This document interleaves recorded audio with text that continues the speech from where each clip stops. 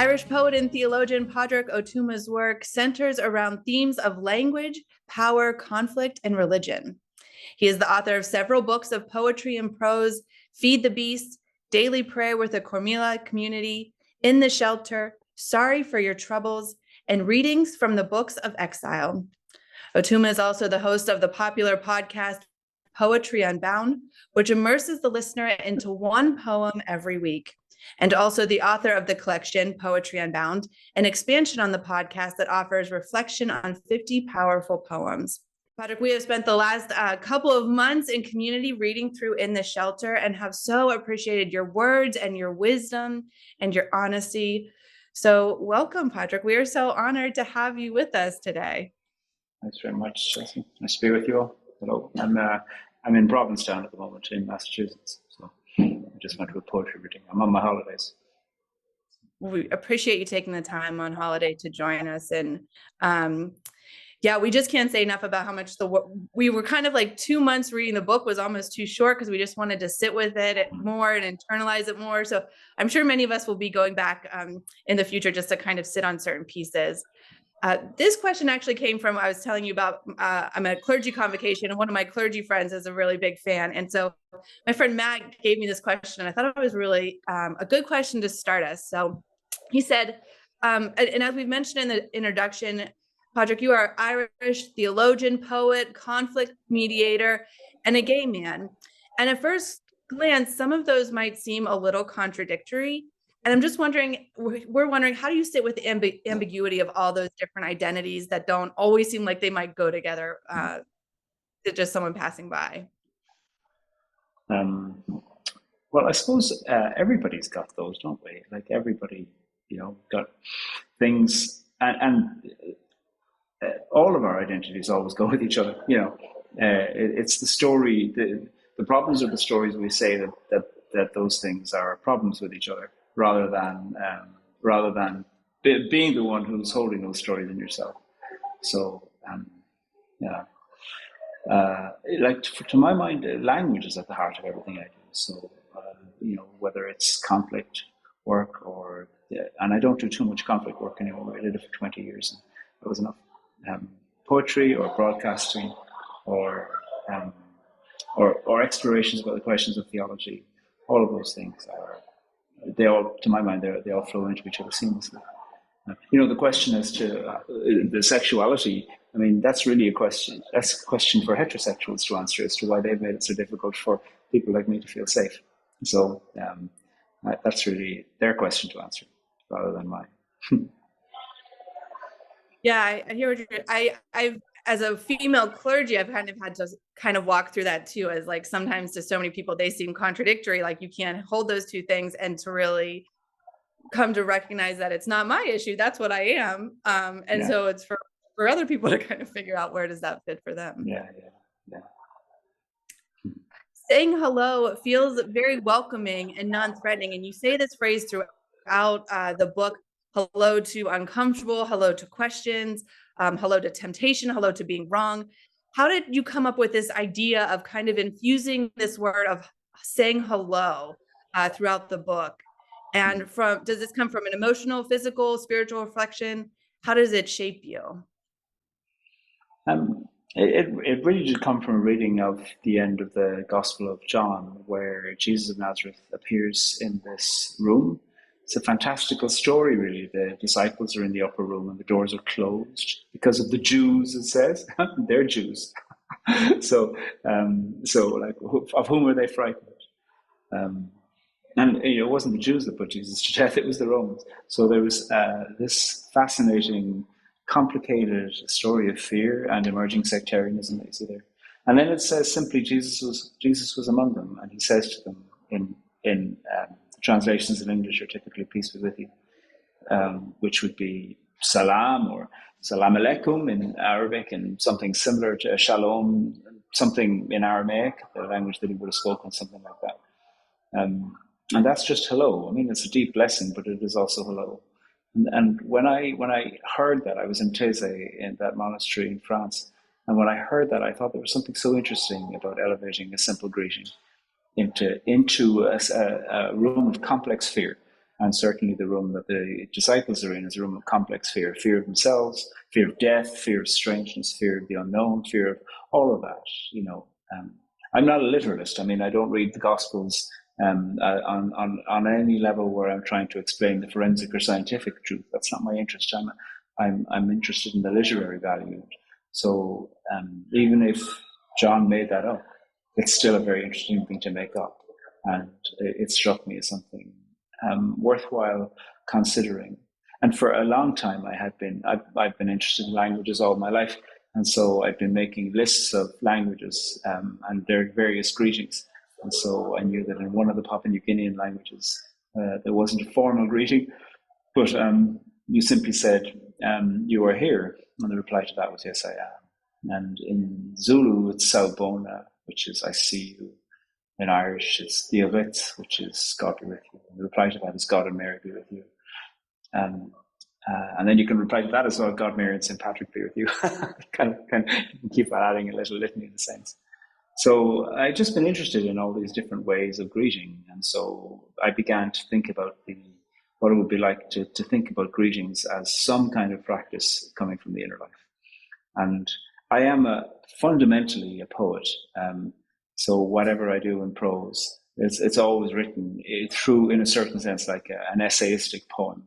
And certainly the refrain of hello, the modulating refrain, goes through all kinds of, I think there's only a couple of repetitions. The refrain of that for me is a poetic device to hold the book together. Yeah. Someone Like in a our breath. group was, yeah. Someone in our group was talking about how this, the way in which you use hello is almost like spiritual practice.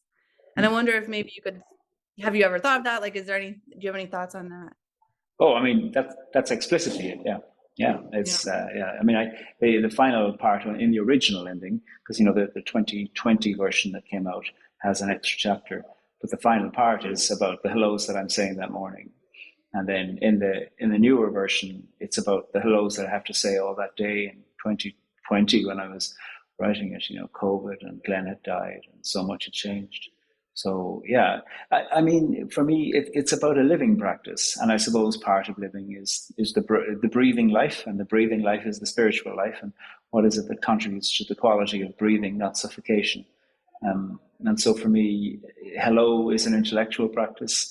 It is imaginative. It's part of the daily planning.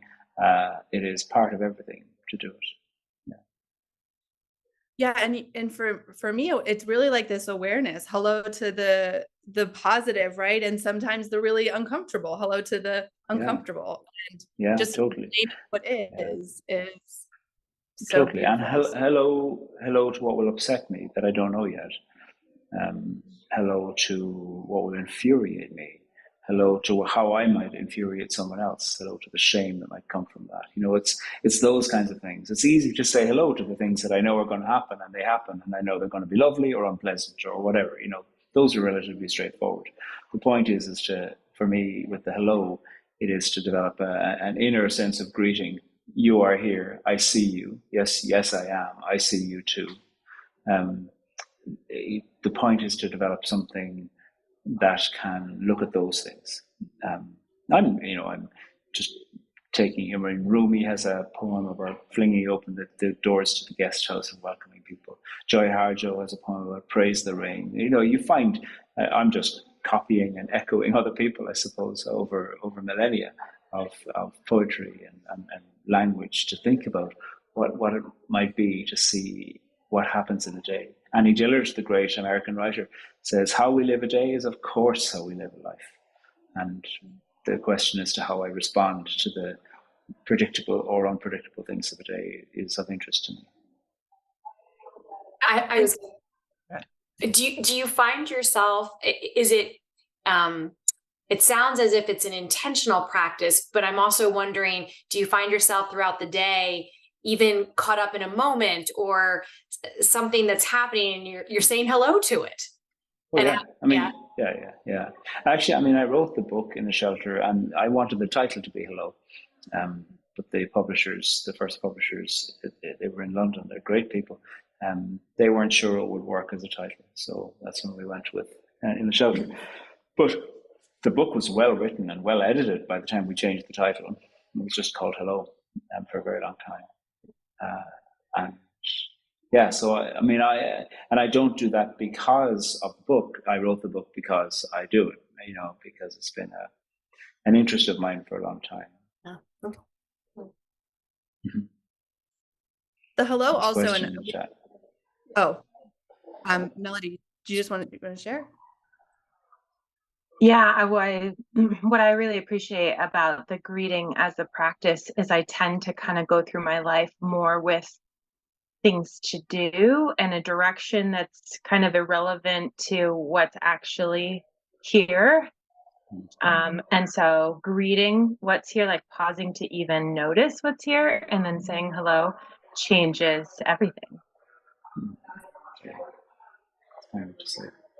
I'm saying hello to stringed instruments as I look at you now. Yes, my great grandmother played the violin, and I have hers. Beautiful. One of the things I appreciate about the hello also, and you do this throughout your book, is you don't give answers. There's a lot of like, could it be this? Perhaps, maybe, I don't know. Like, here's a suggestion of like, and I think sometimes we often like black or white, and we can't live in this mystery of things. And for me, you really unlock some of that. And I'm wondering, is that something you cultivated in yourself? Were you always like that? Like, how do you kind of come to that non-dualistic, I don't know, there's mystery out there type of thinking? Well, I'm sure some of the people in the chat here are the same. I think being bilingual always means that that there isn't just one way to say something. So speaking Irish and speaking English. And not by Irish, I mean what often Americans call Gaelic. Gaelic really is an umbrella term for 3 languages. So I don't mean speaking English with an Irish accent. I'm speaking English now. So by being bilingual in what you'd call Gaelic, we call it Irish, and English, I think that does lead to a recognition that any one answer will depend as to what language you're speaking. And that is a very practical thing that happens when you're bilingual. But for me, it's not just practical, it's intellectual and philosophical. I'm committed to not being interested in easy answers. And certainly in conflict work that I did for many years, if there's an issue that's presenting itself that says there's one side or there's the other side. Now, I'm not talking about massive issues of injustice, about that. I'm straightforward, Racism, I'm not interested in discussing nuances about racism, okay? But about the kind of things that present themselves in the daily conflicts that occur in a family or in an organization or amongst friends or between neighbors, etc., where it is that there's side A and side B, and what are you going to choose? Like divisions that occur in a binary level are usually going to have a very uninteresting resolution unless people can begin to think, what do I admire from the other point of view? And what might they admire about me? And what disquiets me about my point of view? And how can we talk about it? And suddenly you begin to see, look at all these other options that the binary of one or the other has limited. And it's the poetry of opening up a surprising ending that interests me in conflict resolution, rather than the negotiation and arbitration to say, oh God, here's how we split a pie in 3 ways. I don't care. I'm much more interested in making pies than in splitting them. And I am interested, therefore, in the creative question at the heart of linguistic difficulties. And it probably makes me a frustrating friend for my friends, because I need to talk about it a lot or write about it. But I am interested in posing questions. I heard a talk the other day by the great British psychoanalyst Adam Phillips, and he was talking about how psychoanalysis is really a certain form of psycho-curiosity. And the analysis can often get in the way of support, that really what you're looking for is curiosity. And what does it mean to have a posture of curiosity? That interests me, how to hold that in the world. This just came to me when you were talking about conflict resolution. Did you find your style of conflict resolution a little different than what you had experienced in other situations, or was it common when you as you were going through the process? Sometimes I don't feel that conflict management, when individuals engage in that work, they're really looking for curiosity. They're really trying to figure out, how do we just negotiate this so that we can take the next step, versus like, it doesn't really, like, that's not really what I'm interested in. I'm really trying to understand and seek with curiosity. I would call it seeking with curiosity. Yeah. Well, I mean, the training that I had was always that, there's always going to be an issue that presents itself to you. But the question is, that issue, sure. But ultimately, that's just opening a gateway into, well, what are you going to do when it happens again? It's like it'll happen tomorrow. And so that's the real issue. And so to become curious about that, and curious about your own process, and curious about what could I do differently, and where did my defensiveness or my aggression or my assumption or my hostility, where do those things get in the way of the possibility of a deepening relationship with a neighbor where there's an issue of noise or something? That ultimately what you are trying to do is to have a posture of curiosity, and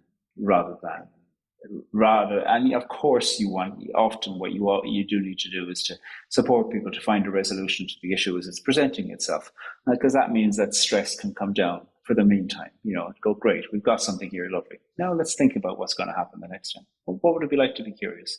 Where are you curious about yourself? Yeah. So that certainly was my training. Let me pause here. Does anybody have a question or thought, comment? I have a thought in response to this part about the curiosity.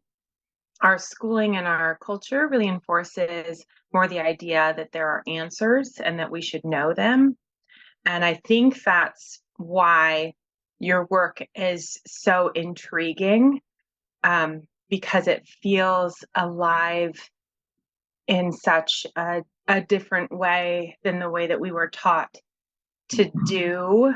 And this is more about being and being curious, and being alive and being in the moment. And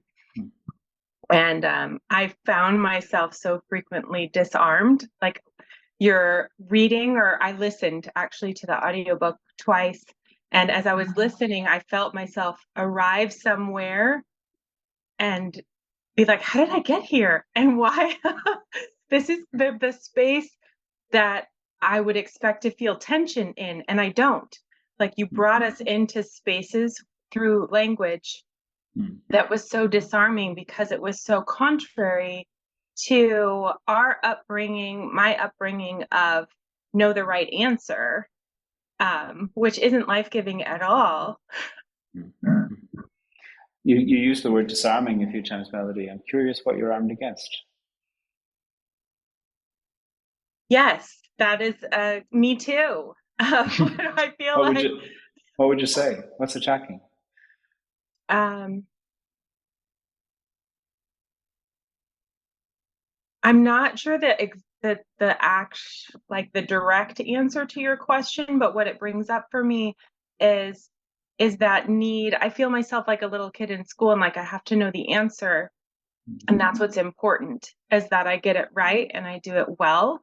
And so if I've been taught that this is right and this isn't right, then I'm ready to defend the right against the wrong, kind of like, maybe that's the defense, like fighting against evil or darkness or some construct that the more I learn and the more I explore and the more I'm curious, the more I'm like, I don't even think that's a thing. I think we made that up.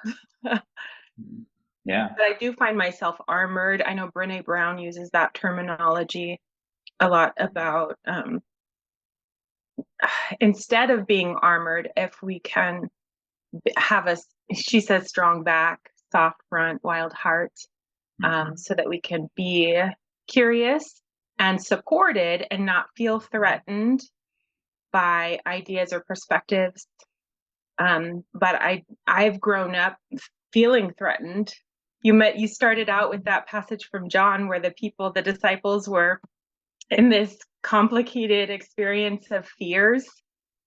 And I feel like that little story is a vignette that speaks a lot to where I found myself arrive in my life, and the refreshing perspective for me is to be curious. Well, yeah. I'm moved, and I do know that there are ways in which we need to arm ourselves against the systems that have oppressed us, as well as our internalized systems that oppress us. So it's hard to know the difference sometimes.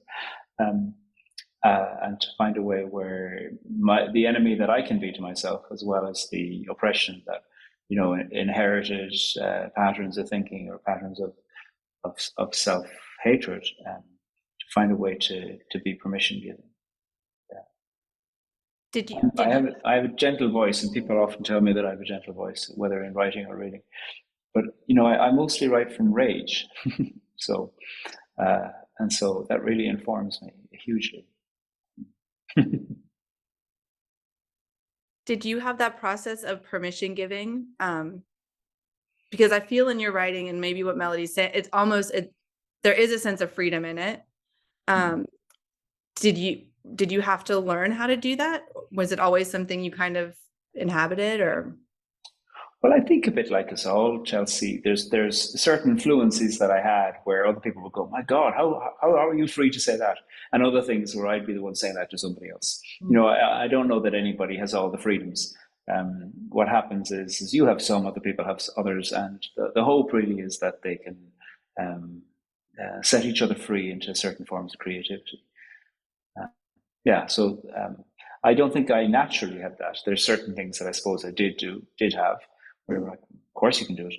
And then most of them I had to learn, seeing somebody else do it, or reading about somebody who did it, or accidentally doing it, or feeling so exhausted and beleaguered, or kind of finally seeing the truth of terrible things and just kind of going, fuck it, I'm not going to take part in that anymore. No. So some of them are very hard won. You all know that. It's the same for you.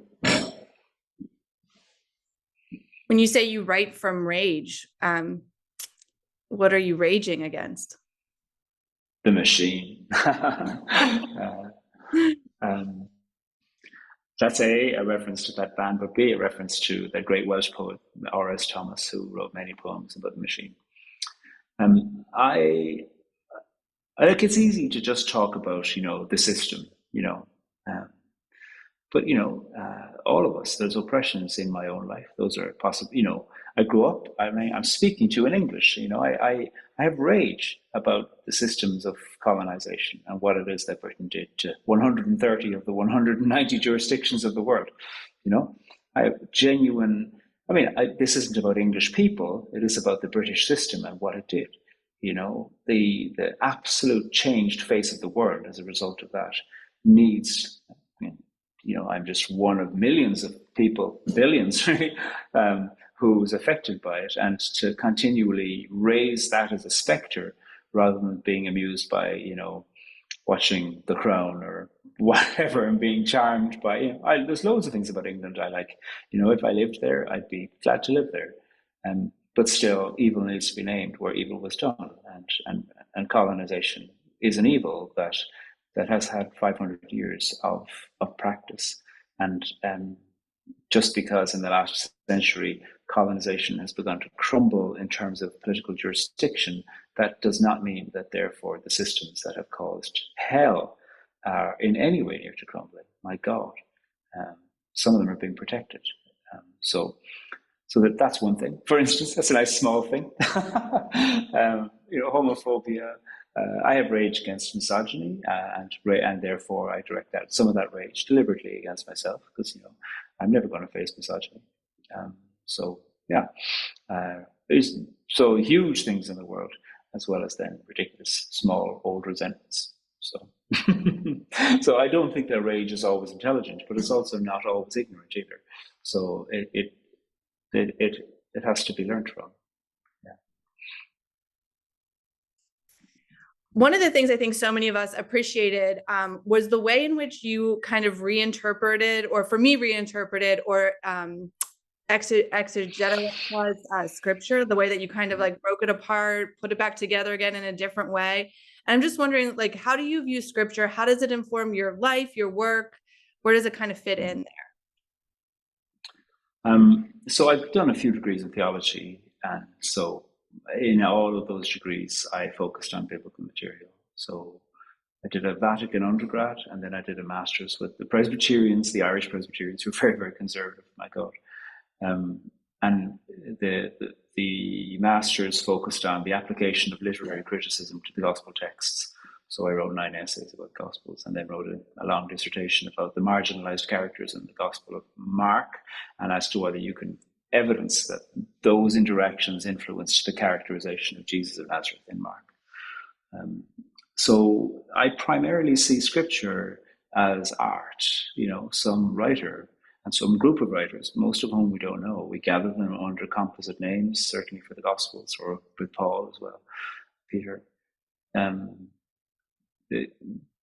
They were artists. They took point of view and perspective and characterization and syntax and style and put it together. And you can evidence very different styles between the 4 Gospels. And I have this fantasy of the 4 Jesuses meeting up and not liking each other very much. And I think some of them would find the other utterly frustrating. And whenever Jesus of Matthew would open his mouth, the rest would be like, "Come on, let's get out of here. He's going to be talking for 5 long chapters, like plenty of time for a pizza." And so to know these things, I think, is to engage on a very serious artistic level with the art behind them. And that's where I begin. The question for me about truth is utterly demeaned, because the idea that truth and fiction are in any way opposing is going to just lead to really inadequate responses. Of course, things didn't happen in the way that they're detailed. Like if I told you what I did today, it wouldn't be forensically true, and so it's a certain form of fiction. Fiction is an act of bricolage and stitching of a life together. And especially then when people have an agenda about trying to prove a theological point of view that they had about who this character was. There's all kinds of fiction and magical thinking and associative writing that goes together. And I love that. It doesn't take away from anything from me. I'm not a traditional believer in any stretch of the imagination. And the less I believe in what people say about Jesus or God or the Bible, the more I'm interested in questions and I'm more curious I am. And I have released myself from the burden of that. I think for me, certainly, that fairly uncreative verb. I don't find belief to be a creative verb. It doesn't spawn anything. It just prepares me for an examination that I'm always going to fail. On that last point, I was struck when I was reading the book. One of the things that I marked was you quoted Arundhati Roy saying that fiction and nonfiction are only different techniques of storytelling. Yeah. And I was very struck by that, because we tend to think things are either true or they're not true in this rational sense. And I liked you breaking that down. Yeah. Well, Arundhati Roy should be read at all stages, shouldn't she? She's amazing. I love her work, both in fiction and in political critique.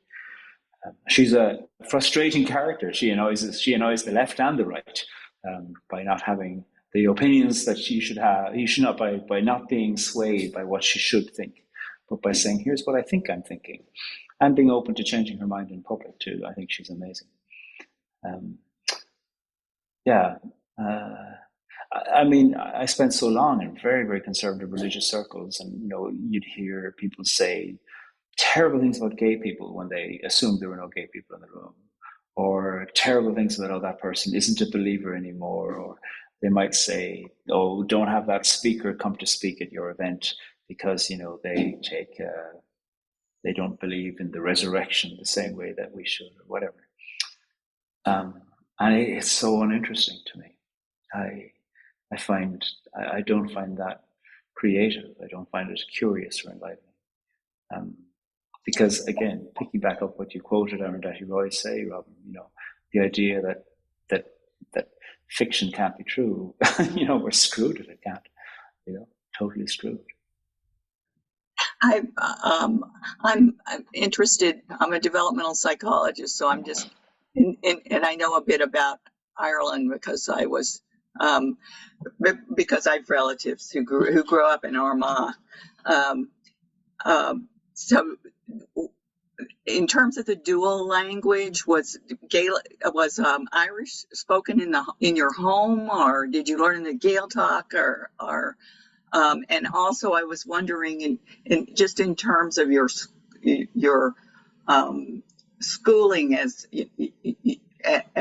a young boy, through high school, was it with the Christian Brothers or what? Yeah. Could you just? Yeah, of course. And this is one of the things when the American version of In the Shelter was coming out, they said, can you change the first sentence and say, I was born here and in this time? Like, no, like that's not how I write. I find the details of my life so uninteresting that I only put the ones in that I can use as part of a broader pastiche. So I regularly leave all kinds of helpful information out, Lynn, the likes of which you're asking me now. So when I was born in 1975, I'll be 48 in a couple of months. My mother was very sick when I was younger, and so I'm the third of 6 children. My mother was very sick, and there was a question as to what would be done with me because she wasn't well. One of the things, amidst my parents were very poor. Both left school at 13.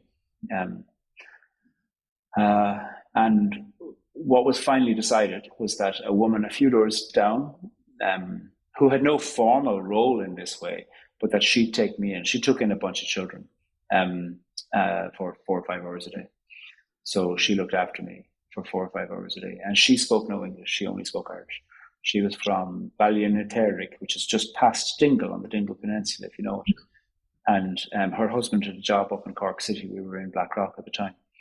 And so, so I was with her for 2.5 years. And so I just kind of absorbed Irish like a sponge. I remember in my earliest days in primary school, other teachers, because there weren't that many, I'm not a native speaker, but I had a natural fluency. And there weren't any other children in the school, I think, who had that. And teachers would come in to talk to me, and I thought something was wrong with me.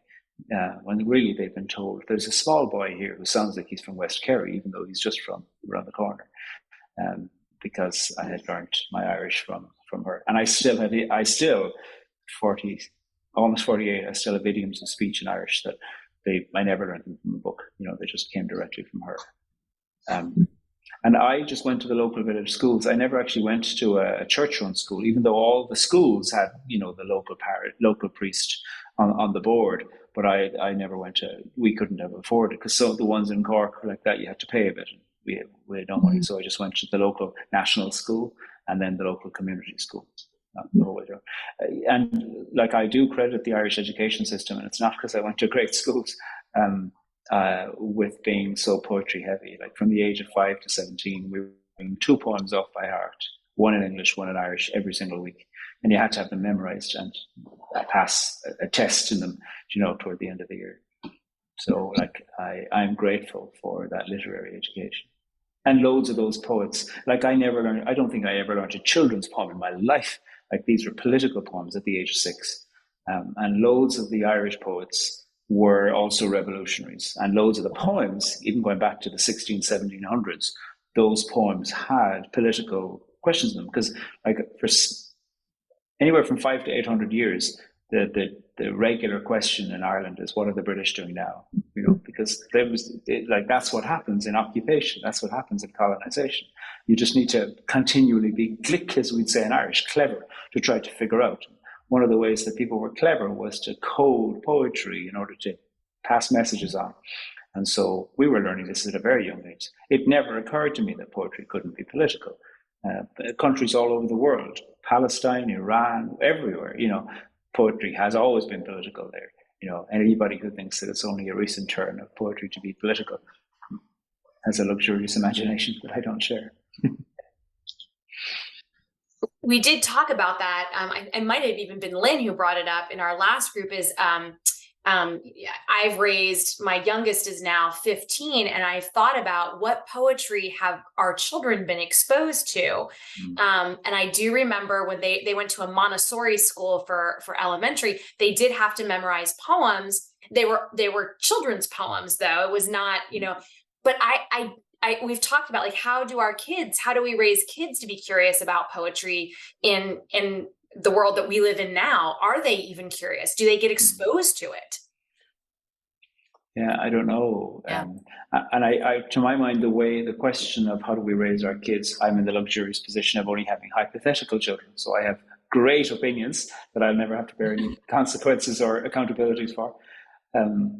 But anytime I think about how is it that the kids can do this, I always want to think, well, how is it that I can? And so part of the answer, this isn't the full answer, but part of the answer about how younger people can become interested in poetry is for the people in their lives to be interested in poetry, rather than that burden being put on whoever else it is. So it might be that they end up being interested in fine art or hip hop or anything else. Math. It's just as good as, yeah. But I suppose in terms of the arts, whatever arts, arts can always be a great interest. So whatever form of arts you're interested in it's good enough. Choreography, whatever. It's great. You name in the book that you were writing poetry fairly young. What is your process of writing now, and how has that kind of evolved over time?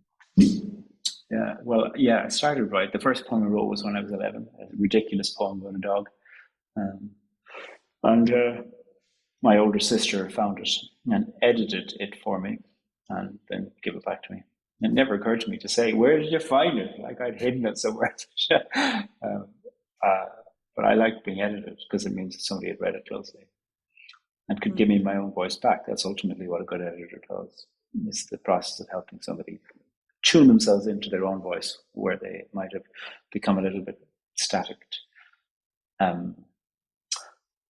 My own writing process. So I just finished, just last year, I finished 4 years of a PhD.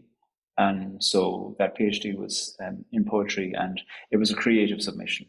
So for those years, I was kind of up at 5 and writing for a number of hours. So those poems are coming out next year. There's a book called Kitchen Hymns, which is coming out. And I felt a bit bereft actually after submitting. I loved the PhD. It was great. I write regularly. I'm a sequential writer in the sense of that I like sequences. I really like sequences. So I've currently got a sequence that I'm writing, which it may or may not see the light of day ever, but it's called Our Lady of Grief. And so I'm just writing a whole load of sonnets under that title, which have nothing to do with Mary, and actually they've very little to do with religion as well.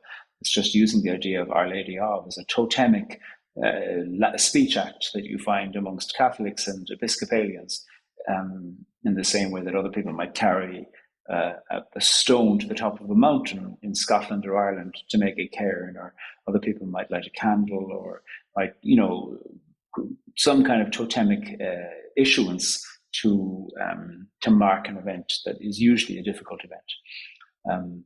And so I think within broad Catholicism, there is a way within which people will take names like that, and like an extraordinary icon writer from the United States made an icon of Mary called Our Lady of Ferguson after the murders of people in Ferguson. And so there's those are totemic issuances. They might be theological, but they're also doing something else in terms of having a tangible thing to look at. So I'm writing a sequence now called Our Lady of Grief. So, and there'll be loads of them, and I'll only ever publish a quarter of them probably. So the rest will be crap. Is it so writing? I mean, because you find such joy in it, it's for the process of, not the product. Yeah. I mean, I'm productive enough that I am always thinking of the product, but also knowing you can't do it just for the product. I need to do it for something else, and you can't do it just for its renown either. It would be a difficult thing to only make money from poems, because then the question would be is how can I pay the rent? I need to write these poems. What poem made me the most money? Very few poets make money from their poems. And so, I'm an artist because I need to be. And then I also have to figure out how to make a living. And for a long time, I kept them separate. The last number of years, it's been nice to make radio programs or to do public speaking or those kinds of things from it. But it's important to me to feel free in my art and to not feel like there's rules that I need to keep, or that there's a style I need to keep to, or that there's a readership. If anybody reads my work, I'm moved. But none of us are beholden to each other to keep each other satisfied, which is also a certain way of keeping each other pleasantly unsurprised. I'm interested in surprise. I don't know. I have a question, but I was driving today, and I also audioed the book, and I just keep going back to certain little sections because I do feel like there's just these places that I just kind of sit with, and I'm not always sure what to do with it, but I just have to, kind of sit in the space. And one of the things that you talked about a couple times throughout the book was asking people how they would start their story, or how would they begin their story. And I have thought about that, I think, since I started listening to the book, and I still don't know if I have an answer. But today I was driving to go do a volunteer thing, and I thought, I wonder if the beginning of my story changes depending on where I am in the moment. I don't know. Of course. So I was wondering. But the question is, and the question is phrased very deliberately. It seems casual, but it's not. Because the question is, if right now you were to tell the story of your life, what would the first sentence be? And the right now is a very important part, because this is not what is the first sentence of the story of your life. My God, that's so final. And it's also not, if you were to publish a book, what would the first sentence be? That is not the question. The question is, if right now you were to tell the story of your life, what would the first sentence be? Give it a go, Dana. What would the first, just right now? Right now. Yeah. I came into this world and I didn't choose the faith tradition I was born into. I don't know. Something like that. That's Okay. kind of Wow. Large. Yeah.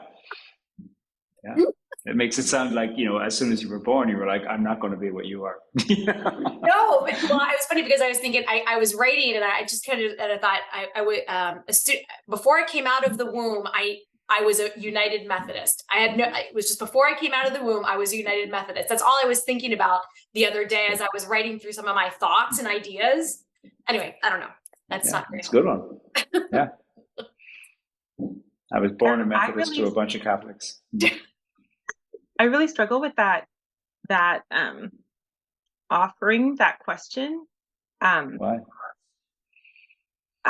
Because I'm stuck in that right way and chronological, and I want to tell the story. I love how you were describing how they wanted you to change the first sentence or the first part, because there's this expectation. Well, say the first thing first and say the next thing and it's so uninteresting, as you say. It is. And I know that I'm more interesting than that. I just am so conditioned to put things in order. So I don't know where to begin. Well, I mean, I could give you a place to begin already, Melody, because you're giving it to us. The opening sentence of your story could be, I keep my grandmother's violin and bow affixed to the wall. Suddenly there's you, there's her, there's inheritance, there's music, there's heirloom, there's object as well. You wonder how it's affixed, who did it, why, what room, what does it see? So suddenly we're there. There it is. That's just, but like in a certain sense by the positioning of that on the wall, but also the positioning of your camera so that we can see it, you're already giving us one of your first sentences. It's beautiful. So it'll be so interesting to see what you do for the second sentence. Thank you. That was a gift. I'm wondering about your relationship with Jesus and you talk about the Gospels a lot. You talk about the way Jesus shows up and the ways in which Jesus teaches us to, see and belong and all the things. And so I'm just wondering. The way the Gospels. Yeah, I would say the Gospels, not Jesus. Yeah. Yeah. Okay. If you could talk to us about your relationship with Jesus. Well, he's an intriguing character. He's unstoppable, frustrating, confusing, determined, wrong as well. He thought he was coming back. He hasn't. Yeah, at times really open to being wrong, and other times really resistant.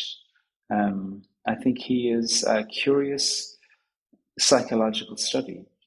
I think he had an acutely brilliant political and psychological mind. And I really admire how his love for his own community was not something that removed from him the possibility of challenging his own community. What an extraordinary man. So I have huge admiration for the Jesus of the Gospels. And so I continue to find great, those are the mythologies that I know best, alongside Lord of the Rings. So these days I'm reading Meister Eckhart in the morning. So if I ever write another memoir, there'll be lots of Meister Eckhart in there. So the Gospels have influenced the world over the last 200 years, 2,000 years in very powerful ways. And I think to be versed in them and to be a scholar of them is to be politically aware, artistically aware, psychologically aware, literarily aware. But I don't think I could sum up my relationship with him. I don't know that I have one. I certainly am interested in him. I certainly was haunted and oppressed by other people's imagination of him and Jesus of Nazareth's demands. And I ultimately found that really uninteresting, because it was fear-based. But I think I will ask myself questions about the Gospels for the rest of my life. So I circle around the Gospels like a hungry wolf, and I'm curious as to what hungers will be satisfied and what hungers I live with. But I'm not trying to keep anybody happy. Definitely not trying to keep Jesus happy. I don't think that's the point. Ron, do you have a question? I see your hand is up. Both your actual hand and your yellow hand. I was wondering, I spent a summer abroad in Great Britain and got to travel around. But I'm curious about your perspective from looking at the U.S. and what's going on, particularly politics, and if you had any thoughts on how we can repair the rift with what's going on in the country, given that, what Ireland's gone through, and to some degree, I think we're going through a similar rift and division in society. Could you talk about maybe what your perspective is living overseas and suggestions you might have? Well, I'm a foreigner, so you need to take anything I say with a big bucket of salt. And certainly, Britain isn't Ireland. I'm a foreigner when I go to Britain, and and we don't call ourselves the British Isles. That's what the British call us. We just call it Britain and Ireland. That is, when Britain calls it a political map, that's exactly what the damn thing is. And we never call ourselves the British Isles, my God. And so what we have in Ireland is 800 years of a British problem. And the British problem was, let's go places and do shit and take resources and bring them back. That's a very crude way of saying it, but it was a crude way of acting too. Britain has big palaces and gorgeous places because they got wealthy from other places, enslavement, the terrors, my God, the crimes against humanity of all of that. And all of that started in Britain, in Cornwall, in Northumberland, etc. So one of the things that I think, and Britain, I don't think has faced its past. It has done some very interesting things. The Good Friday Agreement in 1998, in regards its accountability to Ireland, was a very interesting thing. The Brexit in 2016 was an absolute, I'd say most of the people who voted for Brexit hadn't read the Good Friday Agreement. And Brexit was decided by English people because it wasn't a super majority. It was just decided by a numerical majority. And so this is relevant because what I think is necessary in any place that has wielded enormous power is for it to know its own past. Typically places that claim to have a great history don't know it. And Britain claims, like if you go to England, people are like, oh, they're proud of the king and the queen and they're proud of the palaces. But they don't know the history. So few people in Britain know colonial history, know Jamaica, know India, know the partition of India, know Myanmar, know all British Guyana, know like all Zimbabwe, South Africa, Nigeria, Palestine. Oh, yeah, so few places and so few people know the history. And what I think about empire, and I mean empire broadly, not just formal empire. And I do think of America as an imperial project. I think there's an absolute necessity for the inheritors of power to know their own history, not for them to feel like they therefore have no place to be where they are, because you are there. You're not going to move back to wherever it is your heritage came from if you're white in America. But I do think that there is something to do with knowing the past in order to be able to not be frightened by it, because the vitriolic denials of the past that you see in many countries, not just America, by those who have inherited a certain modicum of power are dangerous to behold. And in this way, I do think that that schooling, and I don't just mean that in terms of formal schooling is always going to be spiritual, because what often needs to be done, or pastoral maybe, or psychological, maybe those are other ways of saying the same thing. What needs to be done is a certain sense of saying, this is going to frighten you. Don't be afraid. Because for some people, like Germany did that after World War II, eventually, a number of decades, kind of from the 70s on. You can't finish high school in Germany unless you've gone to visit a death camp, and they don't make it easy. They don't say, oh God, we need to ask your parents' permission. They say you have to do it, and you cannot pass high school without having done it. Yeah, and so that is a demonstration, I think, of the capacity, the necessity to have a system that says you will be afraid and we will help you, and you will feel ashamed, and that's okay. You may be aware there's a current effort going on. There's a backlash, against books, history, instruction, particularly in Florida, and it's political, but there is a movement, also book banning. Public libraries are struggling, because there's ongoing. It's from basically the same groups of conservatives, to rewrite history, So. And so that's why I say that to know something about the past is important, and within the context of it, to not be frightened of shame, civic shame, because it's a reality. Like there's parts of Ireland's history that I'm ashamed of, and I need to be. That will be a great education for me. There's nothing wrong with a bit of shame. The question is what's it going to do for you? And is there a reason to not? Is there a reason to be ashamed of your country's past or your particular identities group's past? And if there is, well, then let's find a way to learn about it without being broken by it, because that won't help anybody. Or feeling like that you're personally to blame, that won't help anybody either. You'll just go around being self-centered. But nonetheless, to find a way to say, what does civic accountability look like? One of the things it looks like is acknowledgement. That's at its most basic building block. I'd asked Pádraig if he would be willing to share a poem with us, and so whatever you want to choose, we would be grateful.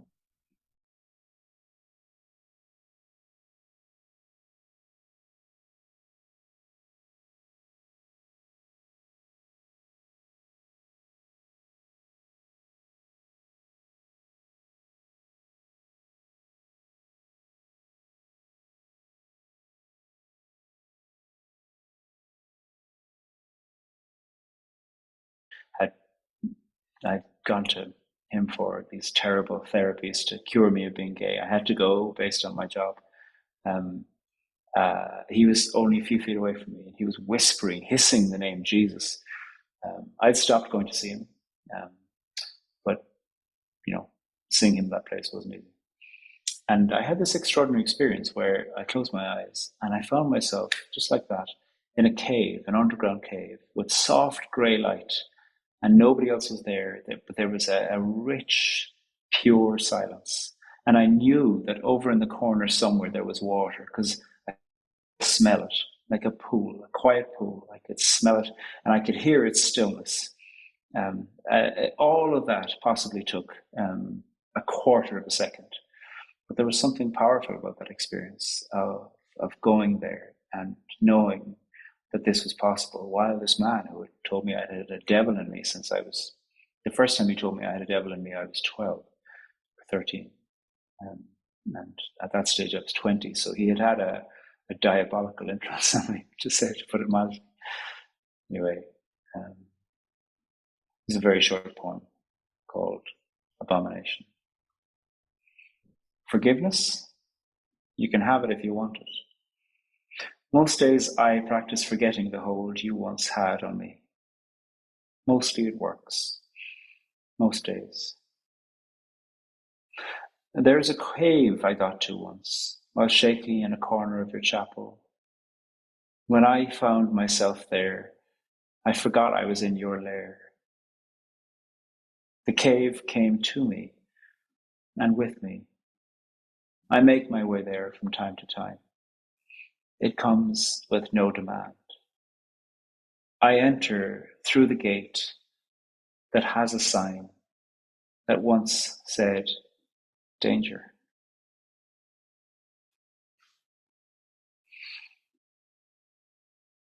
Here we are. Thank you for sharing. My pleasure. My pleasure. And thank Thanks you very for much for having me, sharing. Chelsea and Dana. Thank you for sharing your work and your time, and we're continuing to follow all of the work. You can check out Poetry Unbound, a podcast, and the book of Unbound Poetry, which is a collection of 50 poems. Do you have anything else coming out that we should keep our eye out for? Yeah. So this year, at the end of this year, I'm finishing the manuscript for the next Poetry Unbound book, which won't have 50, it'll have maybe 40 or 41 poems. And then in about a year's time, probably next July, there's going to be a book of poetry called Kitchen Hymns, my own poems that are coming out. And in January next year, there's a book of prayers coming out called Being Here. So yeah, I've been busy. We will keep our eyes out for that. But again, thank you so much for your time. We appreciate it. Thanks very much. It's lovely to meet you all.